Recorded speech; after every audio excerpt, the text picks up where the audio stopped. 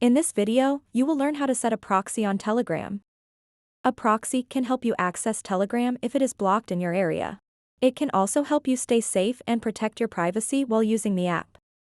Setting up a proxy is easy and only takes a few seconds. To get started, open up the Telegram app on your device. Make sure you're logged into your account. Once you're in the app, tap on the Settings button located at the bottom right corner of your screen. Once in Settings, look for Data and Storage, and tap on it. Scroll down all the way until you find the Proxy option at the bottom. Tap on Proxy to proceed. In this section, tap on Add Proxy to start configuring your proxy settings. You will now need to select your preferred proxy type. Telegram offers two main types here: SOCKS 5 and MT Proto.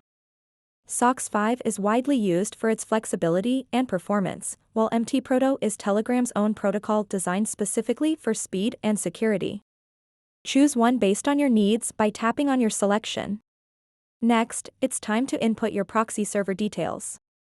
Start by tapping on the server text box, where you will type in the IP address of your proxy server.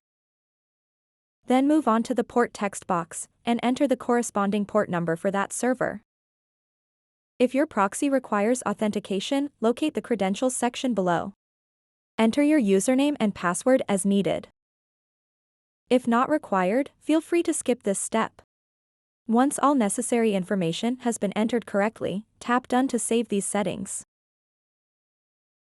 Now that you've added a proxy, it's time to enable it. Find the switch next to Use Proxy and toggle it on. This action activates your newly configured proxy connection. Should you ever want or need to disable the proxy connection later, simply return here and toggle off that same switch. It's just as easy.